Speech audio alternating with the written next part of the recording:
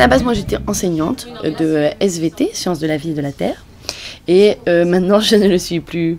Non voilà, et maintenant je suis, je vais dire humoriste, parce que je fais à la fois des chroniques, à la fois des spectacles, et que j'espère ou j'essaye de faire rire dans les deux cas. J'admire les enseignants, et je le dis très sincèrement parce que maintenant moi j'en fais plus partie. Quelque part, bizarrement, maintenant je fais de l'enseignant. Moi j'ai vraiment ce sentiment-là, j'ai vraiment ce sentiment au travers des chroniques que je fais. Alors à la radio, puis en plus à la télé, je fais une chronique scientifique, donc je suis vraiment prof de SVT pour téléspectateurs lambda. Vous n'avez pas cessé de dire oui, le 19 mai, il faut manifester pour que cette réforme, il faut l'arrêter, il faut l'arrêter, il faut l'arrêter. Et dès lors que le gouvernement vous fournit le soir même l'arrêté, justement, et inscrit voilà, cet arrêté dans le journal officiel, vous qualifiez ça d'autoritarisme de petit chef. Non, tout n'est pas obscur dans cette réforme. Donc oui, 4000 postes pour 7000 collèges, ça fait 0,56 professeurs par collège. Donc c'est vrai que ça n'est pas un prof entier, ce sera un morceau de prof, un bras, une jambe ou un tronc à partager entre plusieurs établissements, un tronc de professeurs commun à ses élèves, mais ça c'est écrit dans la réforme.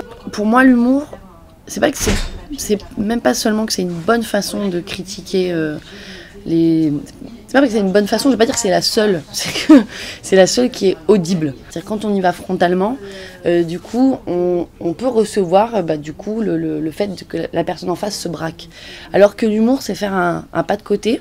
Je vais prendre le cas de la ministre de l'Éducation nationale. Quand on regarde la chronique, au début, elle m'écoute comme ça. C'est drôle d'ailleurs, cette posture, elle est comme ça.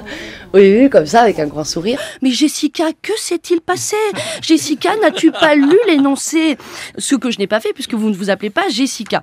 Mais vous dites, voilà, vous voulez sortir de l'uniformité, et malheureusement, vous supprimez les classes européennes, certaines classes bilingues, des heures de projet en dehors des cours. Bref, vous luttez contre l'uniformité en uniformisant. Alors que je pense que si j'avais commencé ma chronique d'emblée de façon agressive ou frontale, j'aurais pas obtenu de sa part une écoute. Voilà, je pense qu'elle se serait braquée et que du coup, le reste de ma chronique serait passé à l'as. Vous avez bien de la chance que, contrairement à votre réforme, ils ne vous laissent pas en autonomie. Je vous transmets donc leur courrier pour bien revoir votre copie.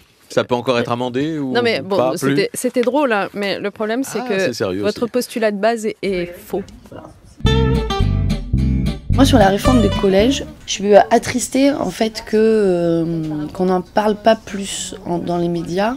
Mais je veux dire, c'est-à-dire que je suis un peu triste qu'on la décortique pas plus. Sur le site quand même de l'Éducation nationale, parmi les infos intox au sujet de la réforme, il y a quand même un article qui indique juste Jean-Marc Ayrault n'est pas opposé à cette réforme.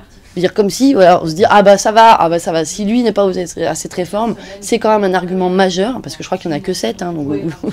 Moi, ce qui m'a paru fou, c'est de se dire, par exemple, voilà, que la plupart des heures projet étaient supprimées.